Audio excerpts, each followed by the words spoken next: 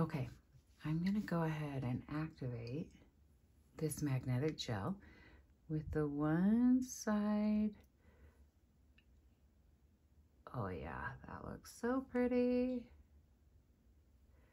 I'm making sure I'm only using the one side. Okay, now it's got a good flash to it. I'm going to take my round end and slowly slide it from the cuticle all the way down. And I'm essentially creating a smile line. Isn't that cool? And I can make it as deep as I want. I'm just paying attention to how I'm shoving those particles around. I feel like we can make these ones just a little sharper. There we go.